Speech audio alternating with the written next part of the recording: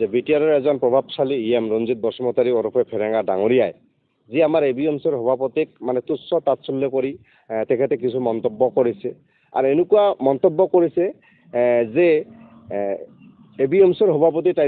টাইচনজনে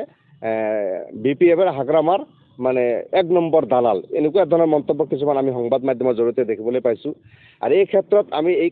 উক্ত কাৰ্যক এনেকুৱা ধৰণৰ এজন বিটিআৰৰ প্ৰভাৱশালী ধৰণৰ মুখত এনেকুৱা ধৰণৰ কথা বতৰা আচলতে হ'ব নাপায় উক্ত কাৰ্যক আমি গৰিহণা আৰু ধিক্কাৰ জনাইছোঁ কথাটো হ'ল তেখেতে আৰু এটা কথা কৈছে যে আচলতে আজিৰ দিনত মানে সংখ্যালঘু যি জাতীয় সংগঠন বা ABMCৰ সভাপতি টাইচন হুছেইনৰ কথা ৰাইজৰ মানে বিস্তাৰিত নহয় উক্ত কাৰ্যক আমি এইখিনি কথা ক'ব বিচাৰিছোঁ তেখেতসকলে আজিৰ দিনত যিখিনি ত্ৰাণকৰ্তা হৈছে আচলতে তেখেতে ইমান দিনতো জংগল ৰাজহে কৰি আছিল আমি যিমান দিনলৈকে জানো আৰু এখেতে জংগলত এজন মুখ্য সচিব হিচাপে তেখেতে মানে কৰ্মত জড়িত হৈ আছিল আৰু আজিৰ দিনত সংখ্যালঘুসকলৰ ইমান ত্ৰাণকৰ্তা হৈ আচলতে কি বুজাব বিচাৰিছে তেখেতে ABMCৰ সভাপতিজনক এনেকুৱা মানে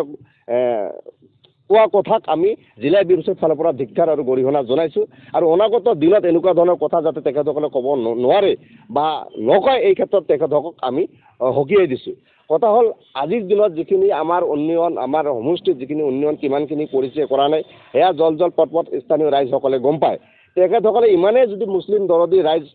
সকলক যদি ইমানেই মানে সকলক ভাল পায় গতিকে তেখেতসকলে আচলতে মুছলিম এৰিয়াসকল অঞ্চলসমূহত কিমানখিনি উন্নয়ন কৰিলে নকৰিলে এই বস্তুখিনি অলপ ৰাজহুৱা কৰক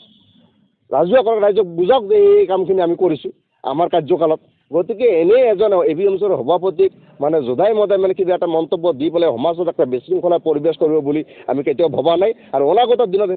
BR ফেৰেঙা ওৰফে ৰঞ্জিত বসুমতাৰী ডাঙৰীয়াই এনেকুৱা ধৰণৰ মন্তব্য দিবলৈ বিৰত থাকক বুলি আমি জিলা ABMCৰ ফালৰ পৰা আহ্বান জনাইছোঁ তেখেতে ইমান দিনে জংগল ৰাজ কৰিছিলে তেখেতে কোনটো সংগঠনৰ নেতৃত্ব দিছিলে কি কৰিছে এইখিনি কথা আমি ভালকৈ জানো গতিকে তেখেতে আজি মানে নতুনকৈ